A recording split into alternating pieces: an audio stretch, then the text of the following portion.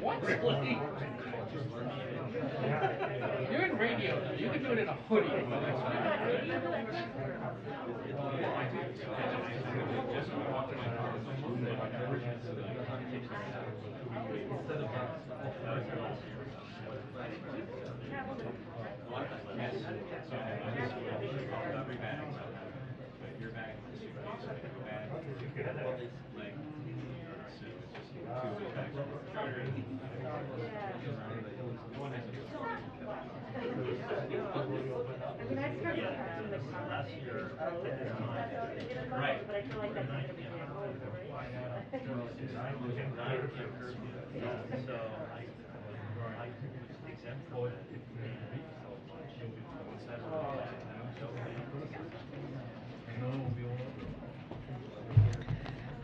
Good afternoon, everybody.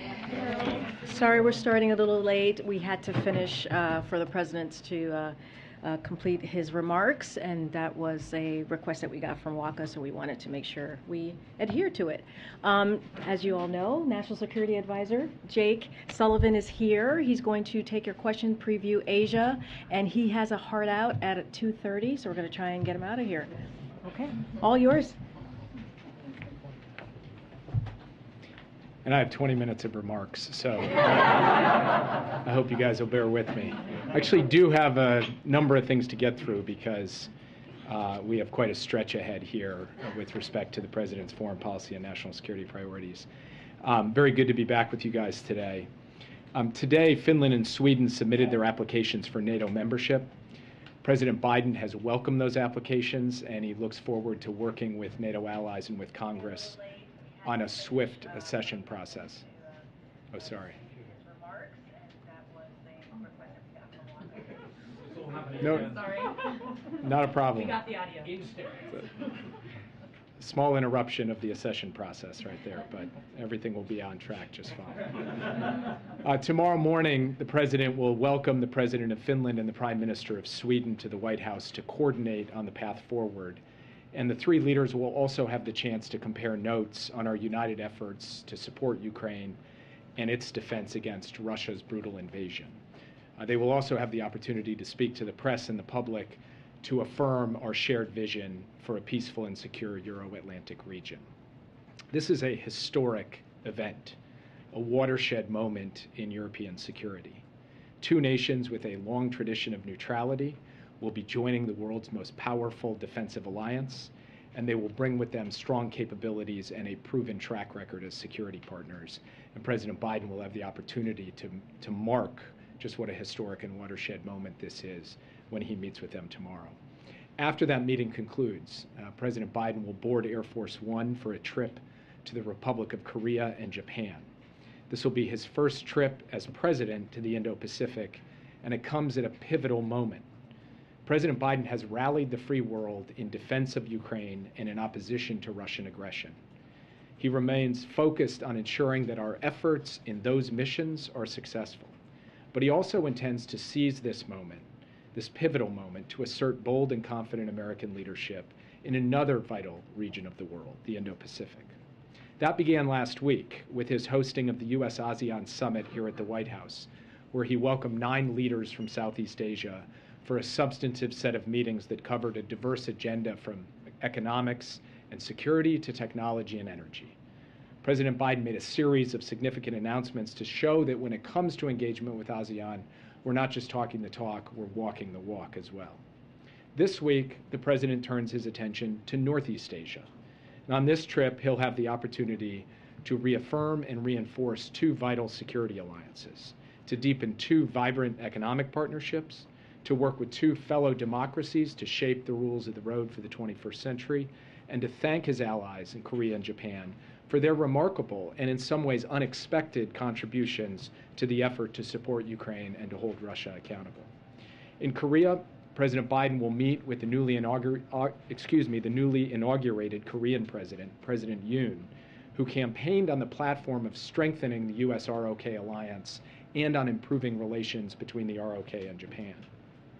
President Biden will engage with technology and manufacturing leaders in Korea who are mobilizing billions of dollars in investment here in the United States to create thousands of good-paying American jobs.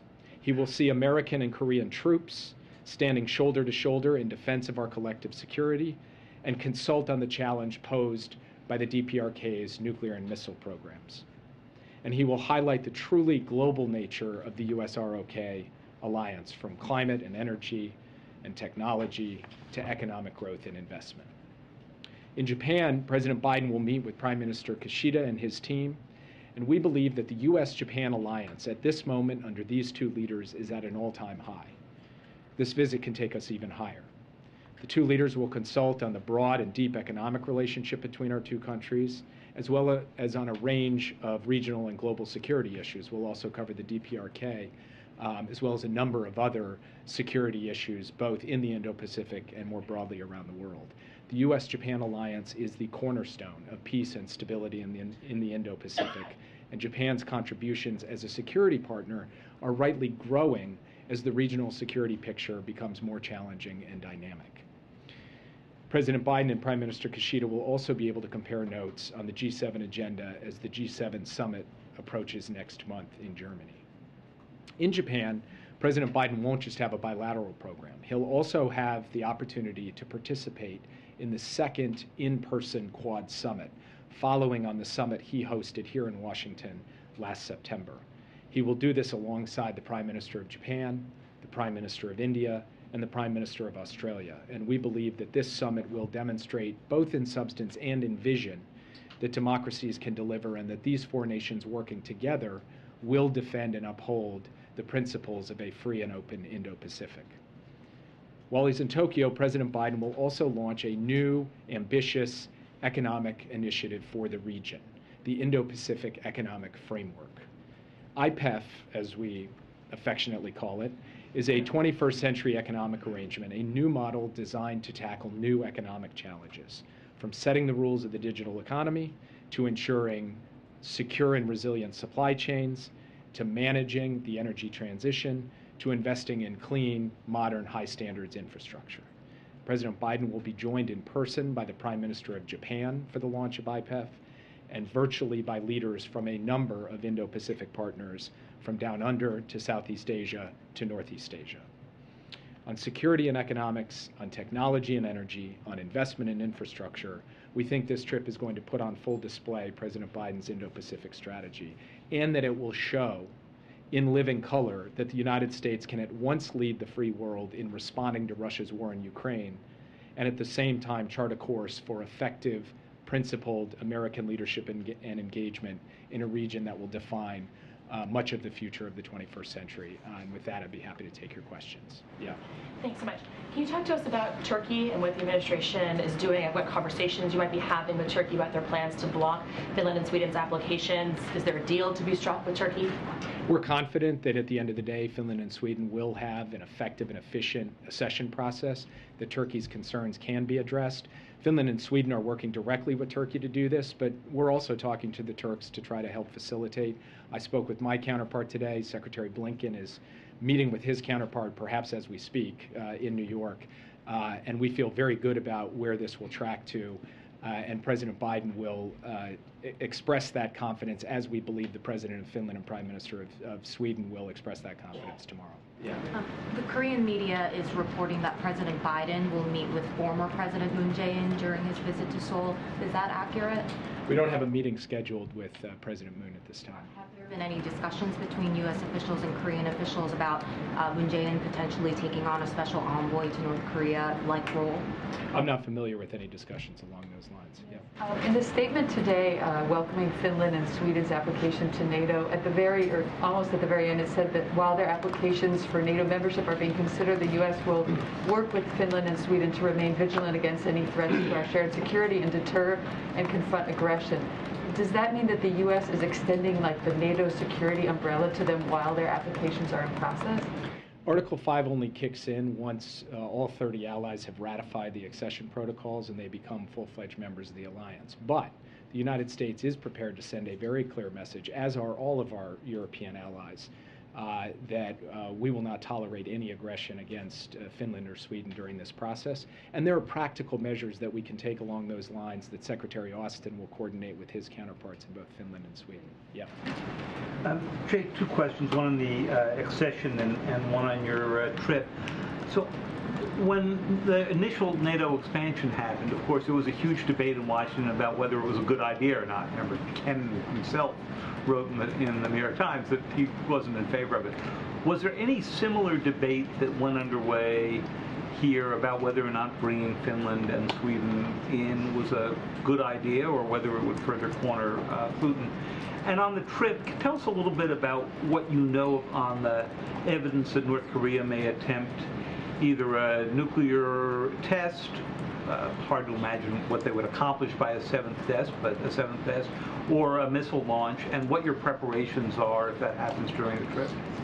On the first question, President Biden posed the question to his national security team, to his cabinet principals who cover national security, as to whether they supported the accession of Finland and Sweden, and for them to consider the risks as well as the benefits of bringing Finland and Sweden into the alliance. Unanimously, President Biden's national security team emphatically supported the entry of Finland and Sweden into the NATO alliance on the grounds that they have already proven themselves as highly capable security partners. In the parlance, we say net security contributors, meaning they give a heck of a lot more than they take when it comes to a security partnership or an alliance. And that we believe that Russian aggression has only reinforced the argument for the kind of defensive alliance that NATO presents and poses. And finally, we have the principle of the open door. And the open door says that if countries meet the criteria of NATO membership and display that they can be net contributors to the alliance and to overall European security, they should be admitted. That is a principle that President Biden has believed since long before he occupied the Oval Office, and Finland and Sweden are two cases that are pretty clear-cut when it comes to meeting those terms. With respect to the issue of North Korea, we've said from this podium, we've said at the State Department, and we've indicated in quite clear terms that our intelligence does reflect the genuine possibility that there will be either a further missile test, including long-range missile test, or a nuclear test, or frankly both, in the days leading into, on, or after the president's trip to the region. We are preparing for all contingencies, including the possibility that such a provocation would occur while we are in Korea or in Japan. We are coordinating closely with our allies in both Korea and Japan on this. We have spoken with counterparts in China. I spoke with my Chinese counterpart this morning and covered this issue of the DPRK. And we are prepared, obviously, to make both short and longer term adjustments to our military posture as necessary to ensure that we are providing both defense and deterrence to our allies in the region, and that we're responding to any North Korean provocation. Yes. Jay, thank you. Two questions on different topics. One, could you update us on the situation with the Russian blockade on grains and also on Haiti? What happens with the Title 42, the Haitian migrants and maybe migrants of South America as well and Caribbean when it comes to the end of Title 42 on May 23rd, if that happens? So first, it is Russia's war of aggression against Ukraine and nothing else that is stopping tens of millions of tons of food from getting out of the breadbasket of Europe, Ukraine, and onto the world market to feed people in Africa, the Americas, Asia, and everywhere else. And that is true in two critical respects. First, Russia is bombarding Odessa, which is the port from which that food departs on large cargo ships bound through the Black Sea and then onto the world market. Second, Russian ships are engaged in an effective blockade of commercial ship traffic that could leave Odessa port, were it not under this bombardment, and head out to the world. So we have publicly called upon Russia to end its attacks on Odessa and to end the blockade and to permit the traffic, the commercial and humanitarian traffic of ships into and out of Odessa port. We are working closely with both Ukraine and the United Nations on this issue, as well as other allies and partners, and we are supporting efforts to facilitate the delivery of that grain to the world market so that it can alleviate food prices everywhere. And we would like to see an outcome in which the facts, not just the rhetoric, the facts bear out the actual permission by Russia of large numbers of ships moving through the Black Sea and onto the world market. Are you responding to that request and also the question I asked you about Title 42? There are ongoing intensive diplomatic conversations. The United Nations Secretary General is involved in this. The Ukrainians are involved in this. Some of our other partners are involved in this. I'm not going to get ahead of those discussions. I'm only going to say that the United States stands ready in any way to help facilitate and deliver on that diplomacy to try to produce an outcome in which food is getting to the world stage. With respect to Haiti, we will have to see. Obviously, there are a number of issues bound up in the courts right now. But with the end of Title 42, the United States has put in place a process by which those individuals who claim asylum and have legitimate asylum claims can stay, and those who come and don't will go through the process, the legal process that exists and has existed for some time. Even when Title 42 was in effect, large numbers of individuals were not subject to Title 42. They were subject to the standard legal process by which we deal with claims at our border for people who want to come and stay here. Expeditious deportation. U.S. intelligence chiefs recently offered assessments that Putin continues to bank on the fracturing of Western resilience to continue this war. Is Turkey's concern about Finland and Sweden joining up perhaps an example of that? And what about the, I guess, also congressional pushback, or the growing congressional pushback to Ukrainian aid?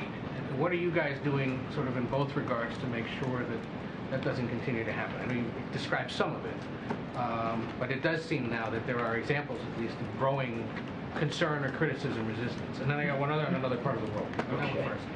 So first, growing congressional pushback to me is a strange premise for a circumstance in which the House of Representatives voted overwhelmingly, not just in favor of approving what the president sent up, which was $33 billion, but actually adding $7 billion to it to make it a $40 billion package.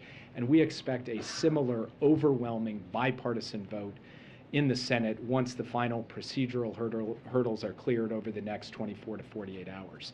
So there are some voices against this, but the chorus of voices on both sides of the aisle, from all sides of the political spectrum, in favor of standing up in defense of Ukraine's sovereignty and freedom and independence, it's quite powerful and, frankly, in a way, quite moving. And it sends a clear message to the world that the United States can pull together behind the brave people of Ukraine in their hour of need. What was your other question? Well, just Turkey's continued concern here, and whether there might be others who are going to raise concern about NATO expansion. Look, the great thing about the free world, about the Western Alliance, about NATO, is that you've got a raucous collection of states that all have opinions, that all have perspectives, that all have interests. But they also know how to and when to pull together and how to settle any differences. And I expect these differences will be settled.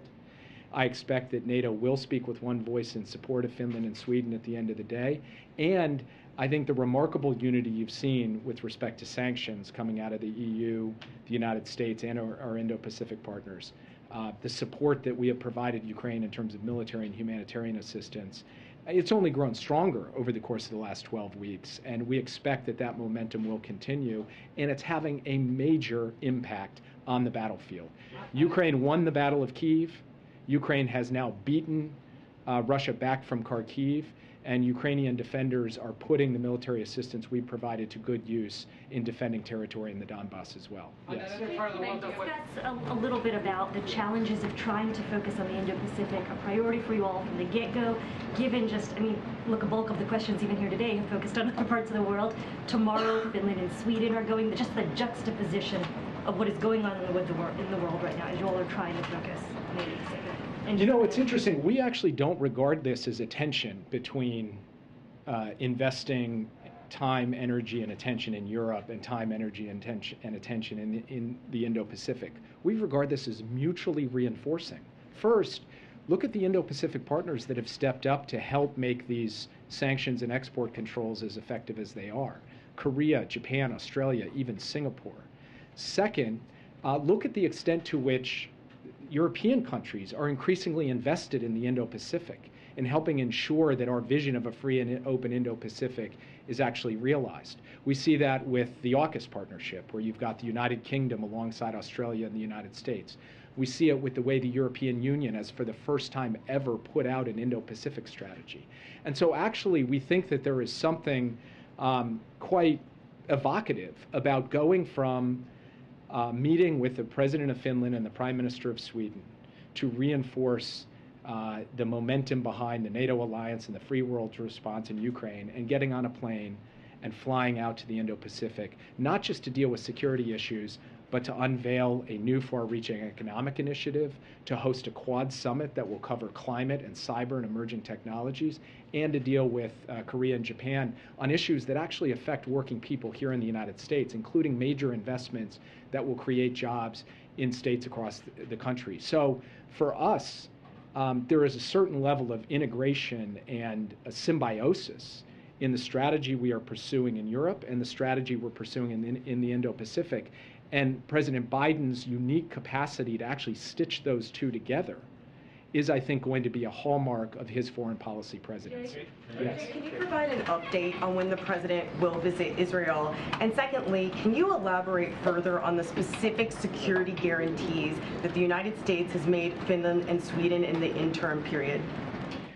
So first on Israel, we are actively working with the Israelis to fix a date for the visit at some point in the not too distant future. The president is very much looking to go, but unfortunately I don't have an announcement of a trip or a timetable for it standing here today, other than to say the president is excited to get the opportunity to go to reaffirm the strength of the U.S.-Israel relationship.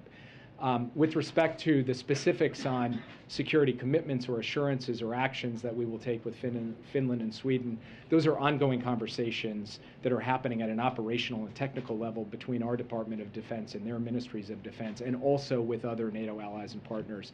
And so I'll leave it in those channels for now, only to say that the U.S. stands ready to ensure that deterrence and defense for Finland and Sweden will be there should they need it, even though they don't get the full benefits of the Article 5 alliance until the accession process is properly complete, as is required, frankly, under our Constitution, where we need to get advice and consent from the Senate for that treaty. Yes. Could you, regarding the trip, to what extent is the message in this trip going to be like a cautionary tale delivered to China to say, look what happened in Ukraine, look how we've responded, don't do anything similar? Is that going to be part of the messaging during the president's trip? The message we're trying to send on this trip is a message of an affirmative vision of what the world can look like if the democracies and open societies of the world stand together to shape the rules of the road, to define the security architecture of the region, to reinforce strong, powerful, historic alliances. And we think putting that on display over 4 days, bilaterally with the ROK and Japan, through the Quad, through the Indo-Pacific Economic Framework, it will send a powerful message. We think that message will be heard everywhere. We think it will be heard in Beijing. But it is not a negative message, and it's not targeted at any one country. It's targeted at an audience the world over about what American leadership, working flanked by allies and like-minded partners, can deliver for people everywhere. And we think we go into this trip very much with the wind at our back, with a strong case to make that we have what it takes to be able to deliver against the security and economic challenges of our time. And President Biden will head into the Indo-Pacific with a spring in his step, and we're very much looking forward to this visit. Will the president visit the DMZ, Jake? Will the president visit the DMZ? You can ask Karine. He will not visit the DMZ. He will not. Why He will not? not. Why not visit the DMZ? Not on this trip. He will not. He will go to South Korea, as you know. They will have an agenda to talk about a lot of things, including North Korea, but he's not going to the DMZ. And just to reiterate here is that as vice president, he has been there before. But on this trip, he's just not going to go on this trip. He's going to go to South Korea. He's going to show his support for the region, but he's not going to go to South Korea on this trip. I'm sorry, the DMZ on this trip. Okay, we all love Jake. Thank you so much for your patience. And I have one topper, and then we'll get to it. Okay, the Senate took an important step today with the bipartisan agreement announced by Chair Tester and Ranking Member Moran to advance their vision of the Honoring Our Promise to Address Comprehensive Toxics Act of 2022. President Biden has championed legislation to deliver the benefits and health care services that veterans impacted by toxic exposures have earned. This historic comprehensive bill will do just that. The pact will not only help deliver more timely access to benefits and services for veterans and their survivors, it will also ensure that the Department of Veterans Affairs can act more nimbly to add future presumptive conditions when the evidence warrants. And the legislation will help the VA provide our veterans the level of service they deserve. President Biden believes that we have a sacred obligation to support veterans, their families, caregivers, and survivors. That's why, as part of this his first State of the Union address, he identified supporting veterans as a key pillar of his unity agenda and an issue that can unite the country, Republicans and Democrats. Passing the PACT Act would be a welcome and long-awaited achievement for the veterans who have served us well. Darlene, you have the floor. Thank you. I wanted to ask Jake this question, but I'll ask you. It's about the Quad Summit, and there is a possibility that Saturday's election in Australia will not produce a winner in time for someone to go to Tokyo to participate in the Quad Summit.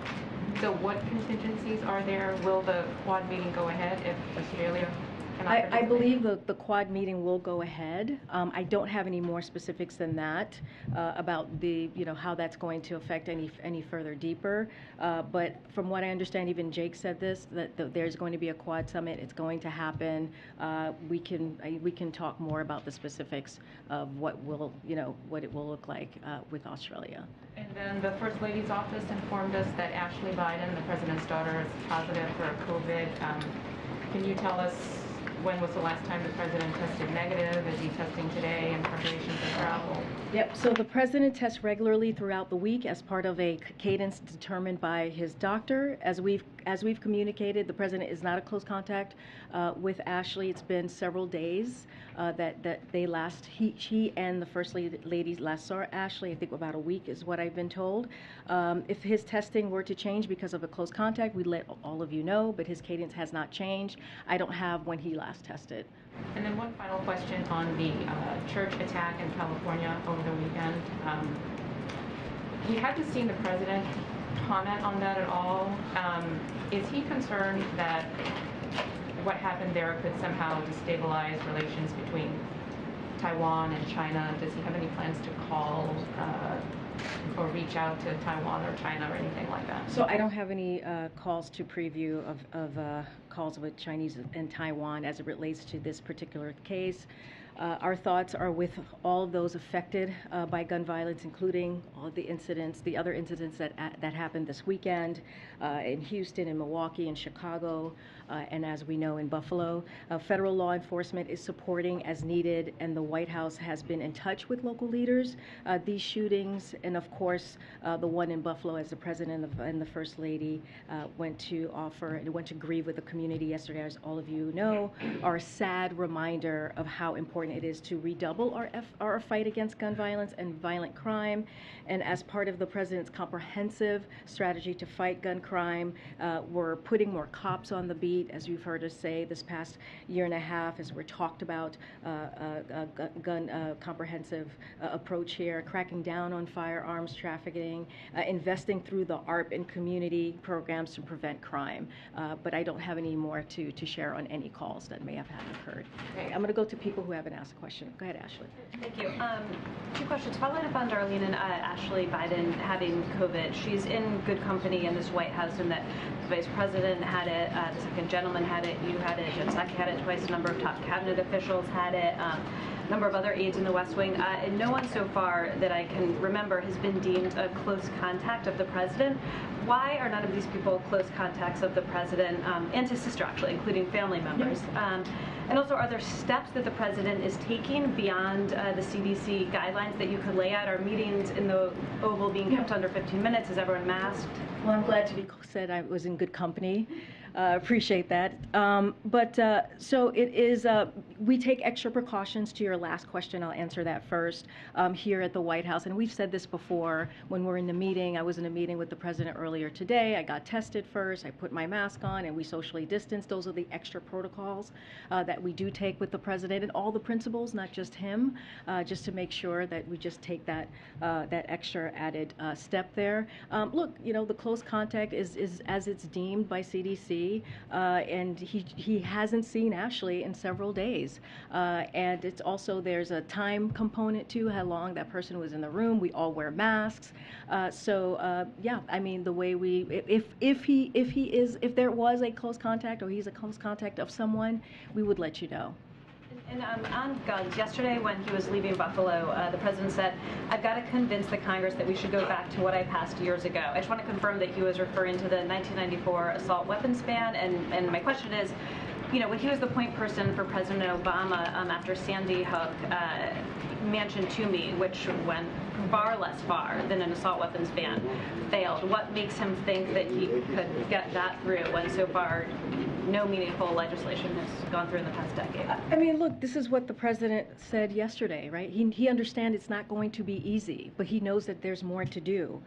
You know, our country is facing an epidemic that is very real, as we have seen this past weekend. This gun violence is costing lives every single day. And so, you know, when he was in Buffalo, we saw examples of that. He talked to the family, talked to them in a very personal way. And this is a top priority for the president, as it's been throughout his career. As you just mentioned, he mentioned his own legislation that he passed. Look, the president continues to urge Congress to act to pass universal background checks, to keep guns out of the wrong hands, and to renew a ban on assault weapons and high-capacity magazines to keep weapons off our streets. It's not going to be easy. He understands that, but he's going to continue to work very hard to make that happen. But I do want to add, Ashley, is that this administration has done more on gun violence reform via executive action than any other president in its first year in their administration. So that is his commitment in what he's done just this year and a half. Go ahead.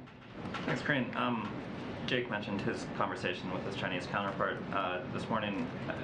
The readout you guys gave was pretty sparse, and so I was wondering if you could give any more details of that conversation, particularly a sort of update on how the White House is seeing China's actions towards Russia in light of Ukraine. I know that I don't have any more to read out outside of what was put out by us earlier today. I'm just going to keep it to that readout. And you know, Jake has spoken to this before about China and their relationship with Russia.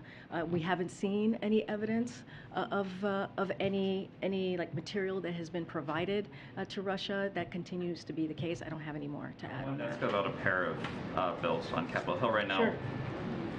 Both being forwarded by House Democrats. One is a Consumer Fuel Price Gouging Prevention Act, and the other is this domestic terrorism legislation.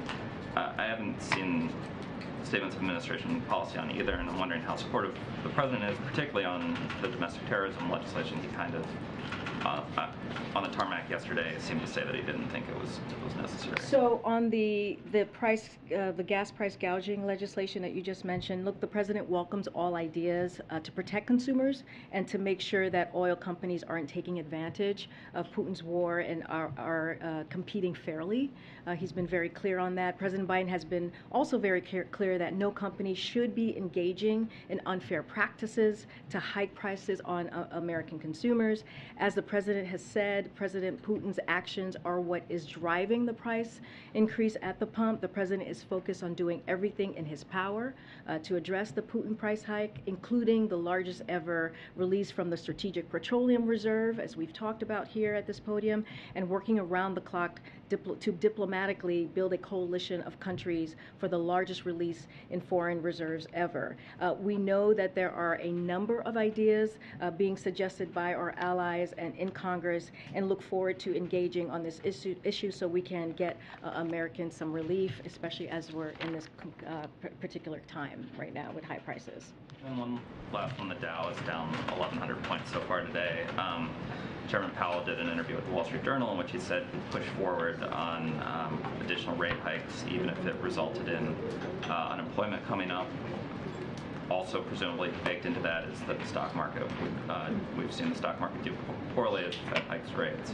So, you know, do you still, I guess, stand behind Chairman Powell's vision on rate hikes? And broadly, you guys have said you're not following day-to-day market tribulations, but we're now getting to a point where some of the gains that have defined the president's tenure are being erased. And so is there a new level of alarm within the White House about this? Well, as you know, we say this all the time, Josh, you know, it's Justin.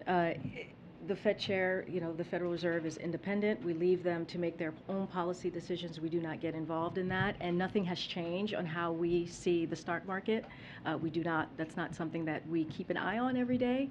So I'm not going to comment about that from here. I do want to touch on base on the domestic terrorism and what the president said yesterday about about domestic terrorism. Look, it's a growing and evolving threat, and one that the Biden administration has taken very seriously since our first day in office. We have said we have been studying the details of different proposals, and there are a range of ideas that have been proposed in Congress that could improve our ability to detect and respond to these threats. What the president was specifically referring to yesterday when he was on the tarmac was the set of existing laws on the books that provide law enforcement with authorities to investigate and prosecute domestic terrorism and hold those who commit hate-filled attacks accountable. As part of our national strategy for countering domestic terrorism, we increased our support for federal, state, and local law enforcement as they address domestic terrorism nationwide, including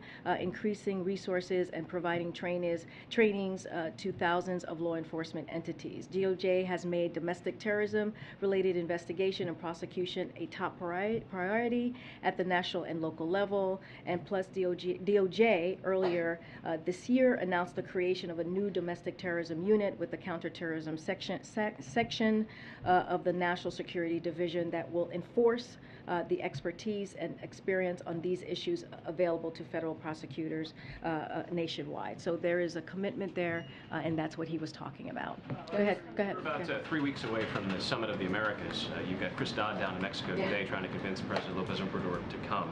What's the president's level of optimism that Mexico will attend this Summit of the Americas? And, well, is the guest list finalized? Has the president decided who to invite? The guest list is not finalized. Hopefully that will happen soon, and I promise once we have it, we will share it. The president is optimistic. You know, we don't have anything to share at this moment. Again, once we have it, we'll be happy to share it with all of you. Karine. Thanks, Karine. DHS said today that they'll be pausing the Disinformation Governance Board. Did the White House play a role at all in perhaps expressing frustration on how it was rolled out, or express any involvement in how and whether or not it should be paused? And then also some experts have said that it was sort of set up to fail the way it was rolled out. Do you have a response to that? So the board has never convened. It never convened, and the board is yes, the board is pausing in the sense that it will not convene while former Secretary Chertoff and former Deputy AG Gorlick do their assessment. But the departments work across several administrations to address disinformation that threatens the security of our country is critical, and that will indeed continue. And again, neither Nina Jankovic nor the board have anything to do with the censorship or with removing content from anywhere. Their role is to ensure that national security officials are updated on how misinformation is affecting the threat environment. She has strong credentials and a history of calling out misinformation from both the left and the right, and that's our focus. Does the White House play a role at all in whether it should be paused or what should happen with the board? No, first of all, like I said, this is what's happening. There is a pause. We did not have an involvement in this at all. Just another quick question. Congressman Schrader, who received a rare endorsement from the president in a Democratic primary, is on track to lose. What does that say about the power of the president's endorsement? I mean, look, as it comes to, I have to be careful about what I can say here. But the race in Oregon was focused on just how much each candidate supported the president. That's what we saw in this particular race. His counterpart in the race, McLeod Skinner, ran on an agenda of President Biden's priorities, including lowering the price of prescription drugs and tackling climate change and the fossil fuel pledge. Her support for President Biden extends back to 2020 election when she said he's the guy. He knows how to choose a great team. On the campaign trail, McLeod Skinner has sought to tie herself to President Biden and and praised his presidency. Even on day one, President Biden endorsed Representative Schrader. McLeod Skinner wrote, "I respect Biden's work to tackle COVID-19 and rebuild our economy." In February, McLeod Skinner praised President Biden's effort at diplomacy around the situation in Ukraine. McLeod praised President Biden's plan to lower health and care costs, elder care costs, child care costs, and prescription drug costs as a transformative investment in the future of Oregon's families. So that's how we see it. We think both sides were very much supportive of the president. Okay. Thank you. Just to follow up, though, I mean, the question is both of them had similar platforms, to your point. Yep. And yet, President Biden endorsed one of them, and that candidate is on track to lose. So, are there concerns within the president, and I know you can't speak to the politics of this, is the president concerned that he doesn't have enough juice heading into these critical No, not at all, because, again, both candidates were running on a platform that supported embrace the president's agenda. Has the president reached out to any of the Democratic winners overnight, particularly John Fetterman, who's still in the hospital, Sherry Beasley? I don't have any calls to read out, but I do believe the one thing that I can say here is that he spoke last night. The president did speak to Giselle Fetterman and wished the lieutenant governor was speedy recovery. And the president said of Fetterman's win and of the Republicans who are still locked in a pretty tight battle in Pennsylvania, whoever emerges will be too dangerous, too craven, and too extreme to represent Pennsylvania and the United States. Do the Democrats run the risk of underestimating the Republican Senate nominee in Pennsylvania and gubernatorial nominee? The president remains really focused on delivering for the American people. And what you see from congressional Republicans and what you see from the GOP is the plan for American people is to raise taxes in the middle class, to sunset Social Security and Medicare, and to take away a woman's right to reproductive health care. He's going to speak against that. He is going to continue to speak for the American public. And so he's not going to stay quiet. And this is something that is incredibly important to make sure that the American people and what he's doing for the American people is made sure that it happens, right? What the other side is trying to do is trying to stop us from trying to lower cost for folks, as I just laid out. And just very quickly, Senator Raphael Warnock saying that he's coming to the White House to meet with the president today. Can you talk a little bit about that, about student loans, and is the president open to increasing the forgiveness rate? It seems like he's in the $10,000 range. Senator Warnock wants it to be closer to $50,000. Would the president come up? So we meet with members of Congress on a variety of issues. Is he going to meet with Warnock today? These are senators who have been leaders on college affordability and student debt. The president values their perspective and looks forward to the discussion this afternoon. So yes, but I don't have more to read on that. I've said this a couple of times. A decision hasn't been made yet. I don't have a timeline. A decision hasn't been made. Yeah. Thank you, Karine. A follow-up to the Disinformation Board. Last week, you guys said that you needed this Disinformation Governance Board at DHS to make sure that freedom of speech is protected across the country and that these platforms are not used for forms of disinformation. So what changed? Look, the Department of Homeland Security, they began their statement repeating that the board had been intentionally mischaracterized, which is a little bit of what you were asking me, and they were explicit about what it does and does not do. It was never about censorship, policing speech, or removing content from anywhere.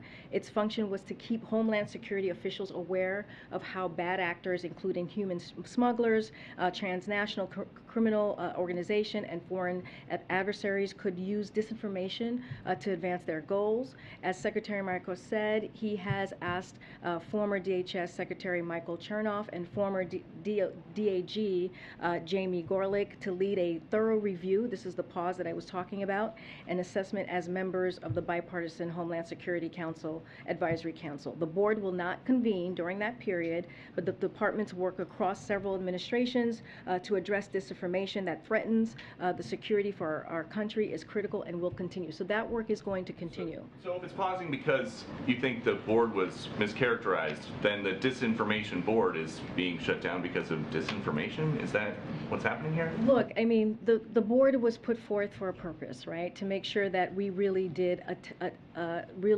address what was happening across the country when it came to disinformation. And it's okay to wait now 75 days. It's just it's going to pause. There's been a mischaracterizations from outside forces, and so now what we're going to do is we're going to pause it and we're going to do an assessment. But the work doesn't stop. We're still going to continue the work. The DHS is still going to continue the work. Okay. There's a bulletin now that DHS is worried if Roe v. Wade is overturned, there could be violence against the Supreme Court building or Supreme Court justices. Are these threats from pro-abortion activists or anti-abortion activists? So look, the president is clear on this question. He believes the right to peacefully protest in this country is fundamental.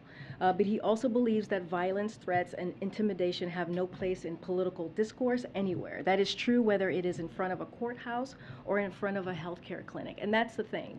I feel it seems like to us it is very one-sided on what we call out as intimidation or as violence. So we want to make sure we're calling out on both sides of what is happening and what we're seeing. While protests,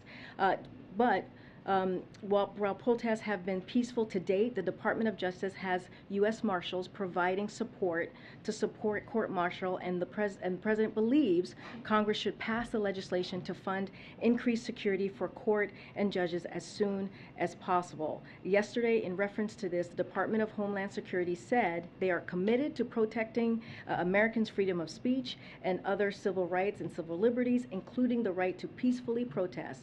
DHS is also committed to working with our partners across every level of government and the private sector to share timely information and intelligence, prevent all forms of violence, and to support law enforcement effort to keep our communities safe. And then final question on gas prices. Americans are now spending $5,000 a year on gasoline. That's almost double what they did a year ago. Where are people supposed to go to get all that extra cash? To get the extra cash to pay for gas? Yeah.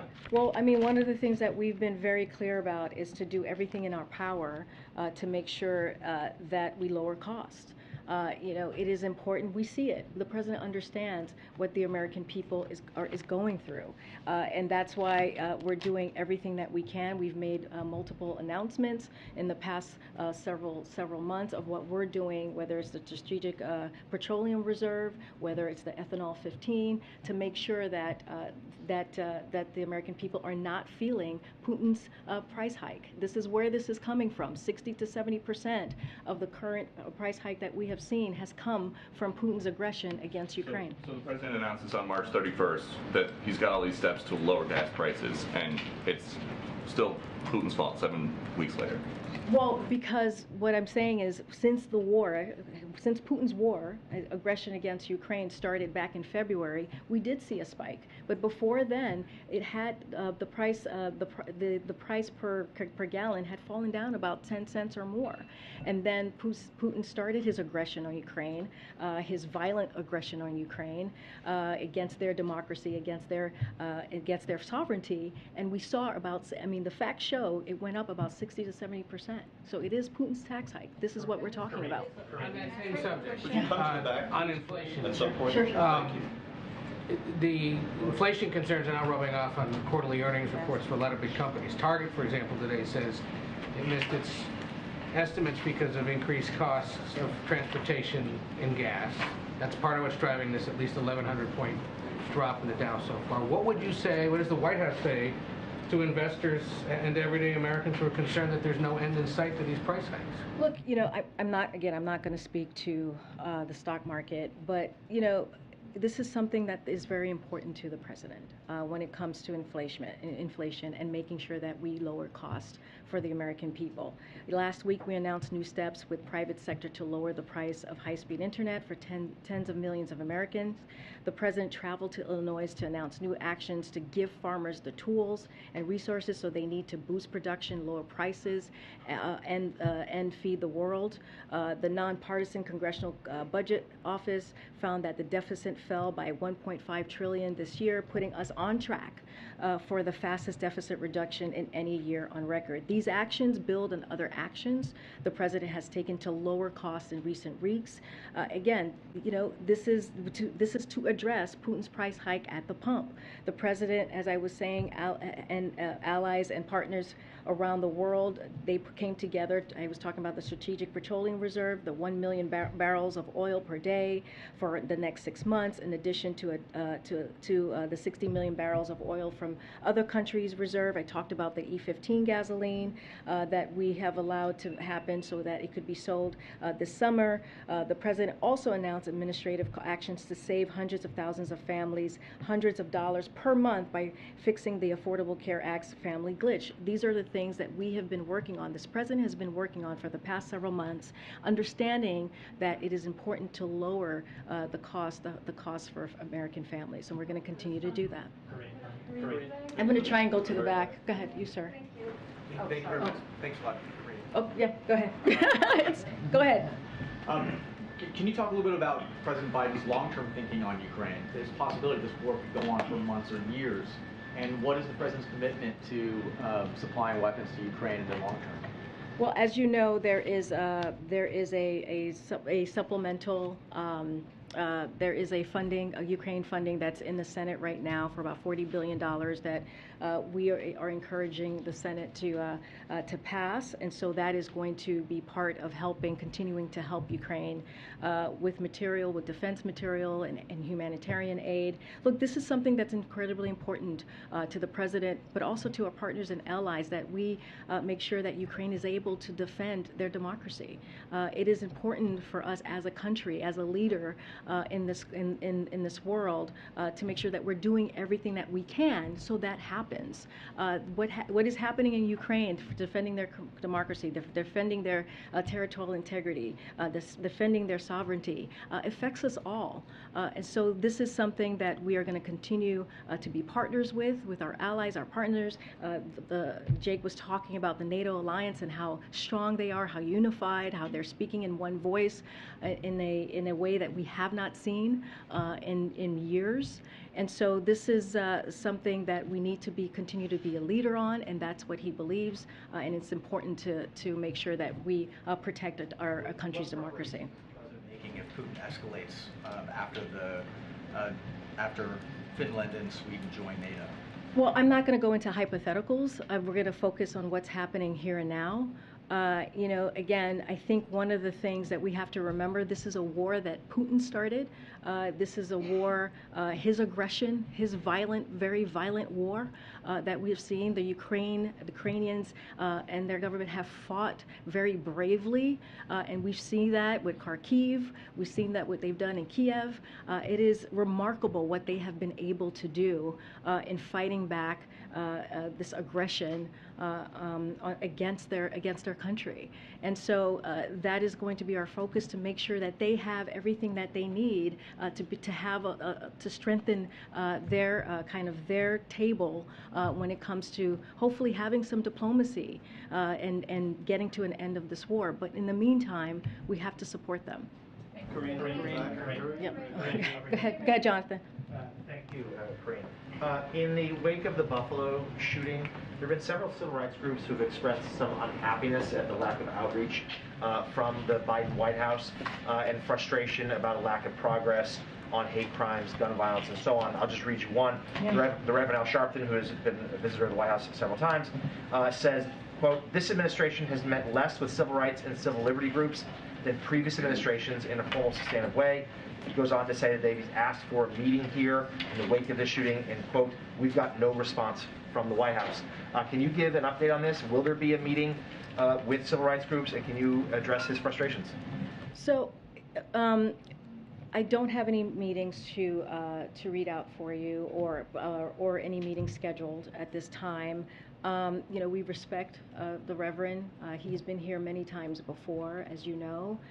Are you talking about the letter that the from gun rights groups have written? There were about 40 plus. That I think it was in your. Yeah, there's okay. that, but he says civil rights groups have also asked the White House for a meeting.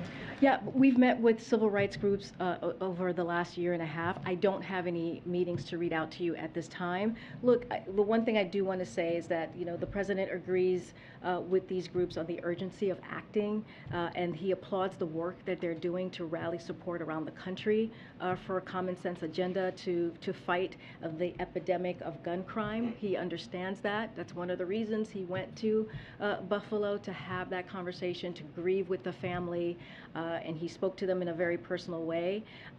There's a couple of things from that letter that I do want to just talk about in a little bit, since it was in your publication.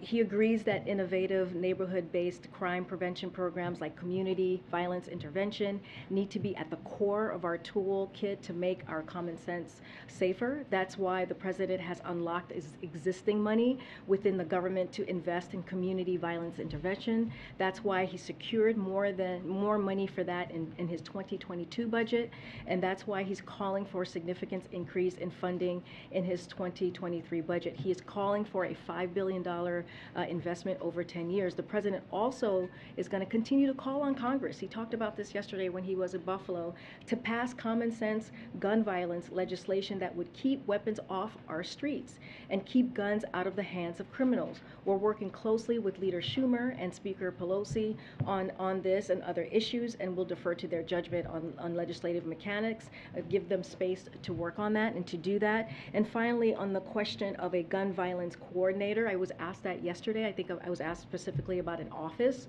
You know, we have Ambassador Susan Rice here, who is the chair of the Domestic Policy Council, as you all know, and she is coordinating President's whole of government approach to reducing gun violence, leading a 12-person team that connects violence reduction to broader resources like mental health supports, workforce development opportunities, and more. She has decades of experience coordinating interagency process in the federal government. There's no one who is better at bringing stakeholders to the table to drive progress, and we know that. So that's important because tackling an issue as complex and gun violence requires multidisciplinary approach, and we're talking about housing, mental health, community support, all of the things, apprenticeship, all of the things that are so important in order to deal with this issue. I'm trying to think. Oh my gosh, I'm trying to call on people I haven't gotten yet. Oh, we have to go? All right, guys, I'm so sorry. We have to go. But we will, hopefully I'll see some of you in Asia. All right. Have a good trip. Bye. I know. Next time, I promise. I did call somebody back there.